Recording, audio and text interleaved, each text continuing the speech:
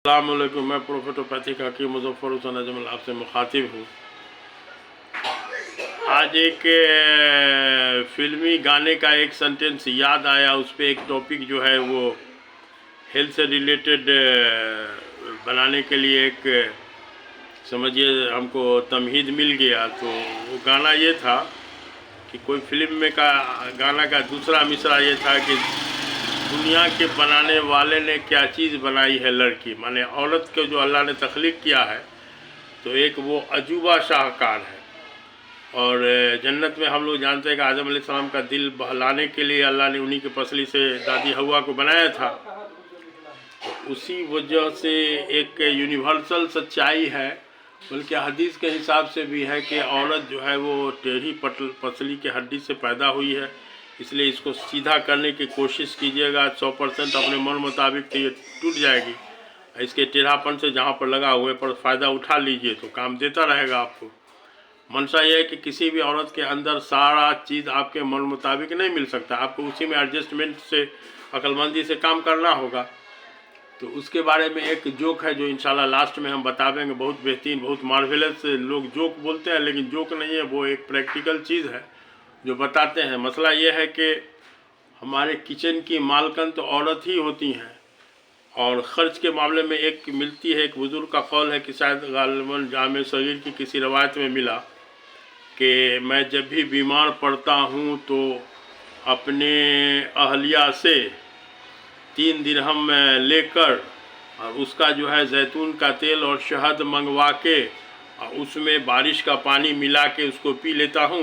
बारिश के पानी को कुरान में माउन मुबारक कहा गया है, तो उसको पी लेता हूँ, अल्लाह हमको शिफा दे देता है। तो यहाँ से एक इशारा तो ज़रूर मिलता है कि घर से खर्च के लिए लेडीज़ को हर हाल में उसमें इन्वॉल्व करना पड़ेगा। तो अब तक का तजुर्बा है हिंदू या मुसलमान किसी का भी कि औरत के हाथ से जो खर्च करवाइएगा घर में ना, तो उसमें बरकत बहुत ज़्यादा मिलती है।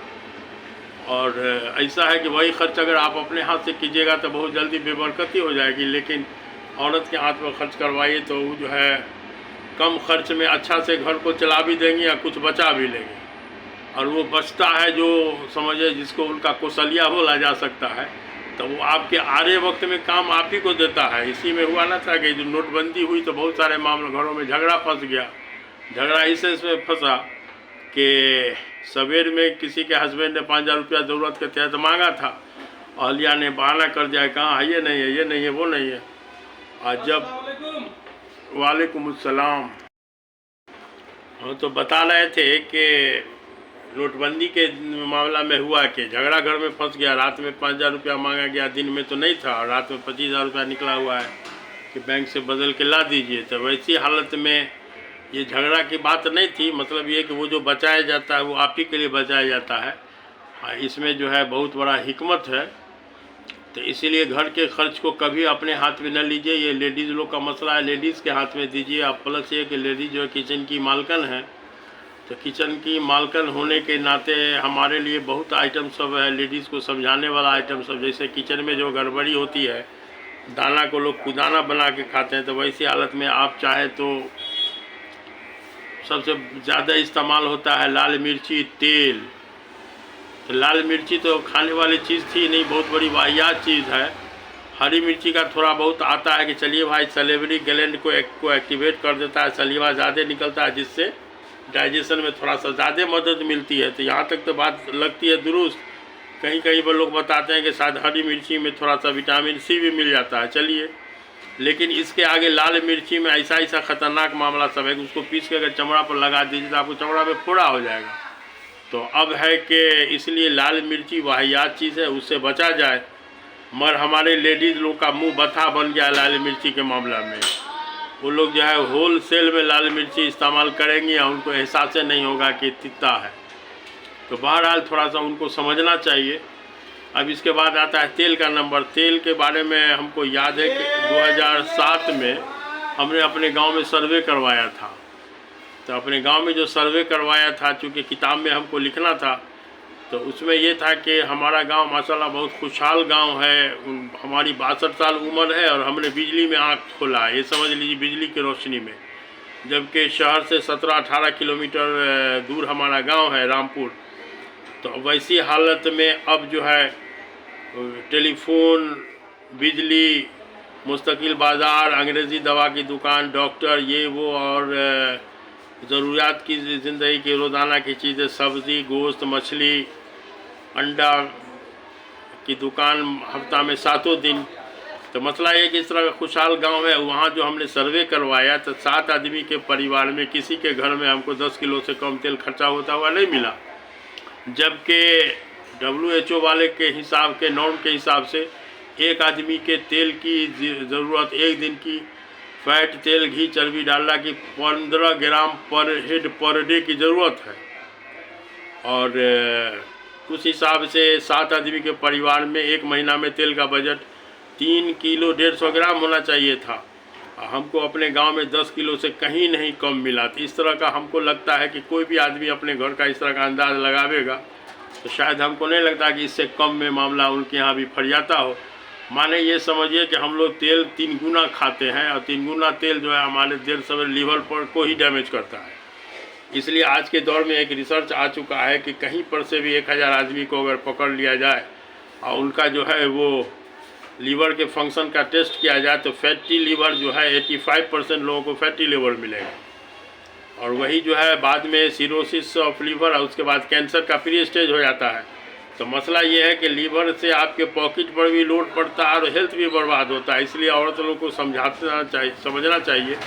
किताब में हमने इसलिए गुस्सा के लिख दिया अपने किताब में कि हमारी लेडीज़ लोग जो है ना वो तेल खाती नहीं बल्कि पीती और पूरे घर को पिलवाती है। बहरहाल तो मसला ये है कि अब तेल के बाद अब चले आइए, तेल में एक है कि राइस ब्रान ऑयल जो है ना वो बहुत अच्छा तेल है, वो मल्टीविटामिन बी कम्प्लेक्स का ख़जाना है समझ लीजिए। तो वैसी हालत में वो तेल आप खा सकते हैं, उसमें झांस उस भी नहीं है, इसलिए उसमें हम लोग घर में कभी कभार लोग पुलाव बना लेता है। अब वो तेल जो है चावल के भूसिए से निकाला हुआ तेल है, जो भूसी को फेंकना नहीं चाहिए था। इसलिए हम बोलते हैं कि 50% हेल्थ का मामला जो है लेडीज़ लोग किचन में संभाल सकती है और 50% मसला को गवर्नमेंट उसको संभाल सकती है, जिसके लिए होगा गवर्नमेंट को मैदा के इस्तेमाल पर बैन लगाना पड़ेगा, चावल मिल में चावल के भूसी को छुड़ाने पर बैन लगाना पड़ेगा, उसके बाद दाल मिल में दाल का छिलका हटाने पर बैन लगा दे अगर हुकूमत, तो सिर्फ इतना से 50% मसला का हल हो जाएगा। इसके बाद 50% बचेगा तो लेडीज़ लोग किचन में थोड़ा सा तेल मसाला, घी, चर्बी, डालडा वगैरह कम इस्तेमाल करके सुधार सकती है। तो इसलिए बाई चांस ही कभी इसमें जो है वो आदमी बीमार पड़े जिसके वजह से उसको कभी दवा की ज़रूरत पड़ेगी। तो अब ये है कि इसलिए कि लेडीज़ लोग को समझाना बहुत ज़रूरी है। अब सब्ज़ी का छिलका के बारे में लीजिएगा तो सब्ज़ी का छिलका हटाने की ज़रूरत नहीं थी, लेकिन जैसे हमने फुटपाथ पर वहाँ पार सर्कस मैदान में देखा जो प्लास्टिक के कवर में ज़िंदगी बिता रही है, उस औरत को देखा कि परवल का छिलका छील के फेंकते हुए, जबकि परवल, घिवड़ा, झुगनी, कुंदरी, कद्दू को घरड़ के हटा देना चाहिए, उसका छिलका नहीं छीलना चाहिए, उसी में विटामिन से मिनरल्स वगैरह होता है। तो बहरहाल इस सब चीज़ की जानकारी होगी, बताया जाए तो हमारे हिंदू भाई लोग के यहाँ आमतौर पर इसका रिवाज कम है छिलका छीलने का, तो ये एक अच्छी बात है। तो इसीलिए जो है थोड़ा सा हमारे लेडीज़ लोगों को समझना चाहिए और इस पर थोड़ा सा हम ज़्यादा फोकस करते हैं, इसलिए लेडीज़ समझ गई तो समझ लीजिए पूरा घर समझ जाएगा। इसके बारे में एक जोक वाला मामला याद आता है, तो जोक लोग बोलता है लेकिन जोक नहीं है, आप भी सुनिएगा तो आपको भी आप इससे इत्तेफाक कीजिएगा। एक वाक़या है कि लेडीज़ तो टेढ़ी हड्डी से पैदा हुई, आप इसको सीधा नहीं कर सकता, सीधा कीजिएगा तो टूट जाएगी। तो एक आदमी की ऐसी बीवी थी जो अपने शौहर का हर मामला उल्टा करती थी। तो ये तो मान लिया इस कहानी की बात है, लेकिन हमको पटना में कुछ दिन पहले एक लेडी मिली फुलवारी शरीफ की, बड़े डिटेल से बोलती थी कि हमको अपने दूल्हा का हर बात उल्टा करने में बड़ा मज़ा आता है। तो हमने उसको समझाया भी कि कहीं ऐसा ना हो कि उल्टा मामला पड़ गया वार, कहीं 3 गोली चला दिया, वो 3 तलाक का मामला कहीं आ गया खिजला उजला के, तो ज़िंदगी तबाह हो जाएगी। इसलिए जो हर वक्त आदमी का मूड एक तरह का नहीं रहता है, उसी तरह का एक आदमी का वाक़या आता है कि अपने बीवी के साथ कैसे कंप्रोमाइज़ करके उसने जो है वक्त काटने की कोशिश किया था। तो ये था कि उसकी बीवी हर बात उसका उल्टा करती थी। तो ये बेचारा सोचते सोचते एक पॉइंट निकाला कि अब जैसे वो उल्टा बोलने लगा, वो उल्टा को एक उसकी बीवी उल्टा करती तो हो जाता सीधा, माने ये कि अगर उसको चावल खाने का मन है तो बोलता आज रोटी पकाई हो, तो चावल बना देती थी। उसी तरह से हल्का मसाला खाने का मन करता था, कहते हे आज खूब झलगड़ा बनैया, तो जाहिर सी बात है थोड़ा सा वो हल्का मसाला बना देती थी। उसको उल्टा करने में मन लगता था, बेचारे का वक्त बड़ा अच्छा से कट रहा था।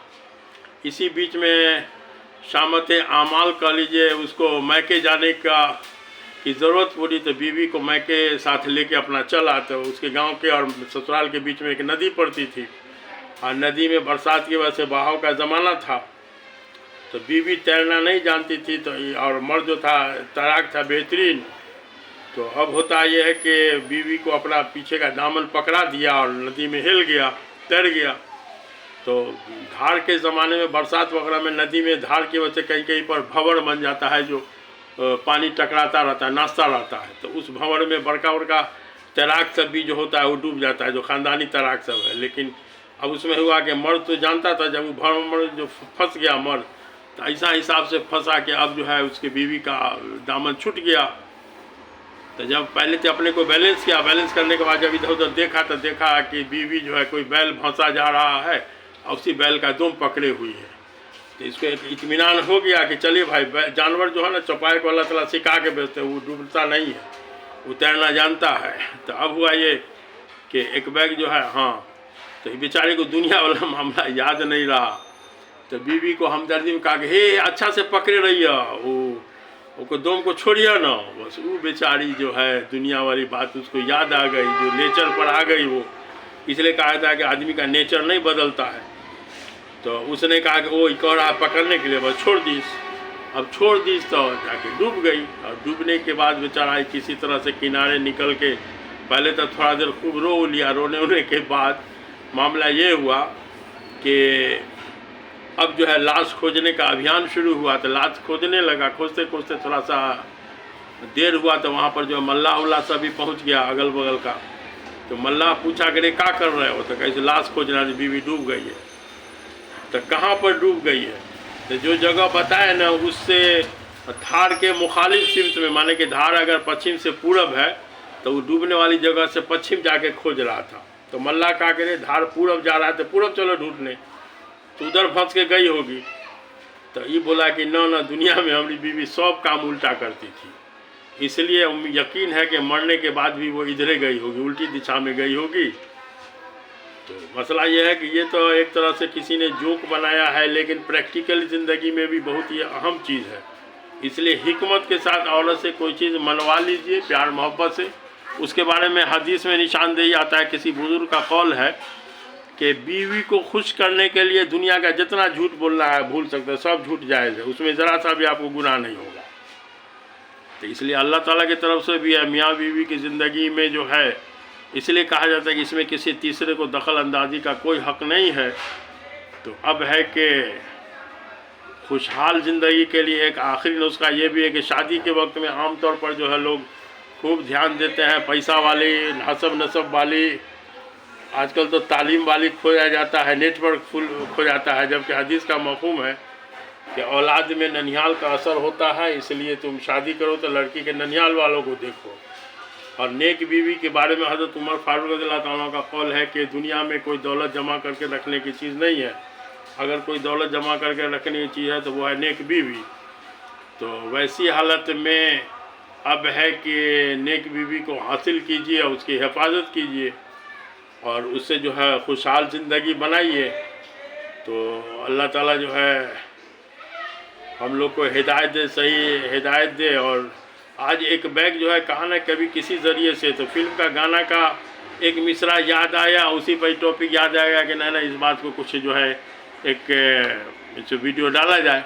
तो ठीक है, जैसा इसको थोड़ा सा वीडियो लंबा हो गया है तो इसको लंबाई पर ध्यान न दीजिए, थोड़ा सा इसको ठीक से सुन के और इसके सब्सक्राइबर को बढ़वाइए थोड़ा।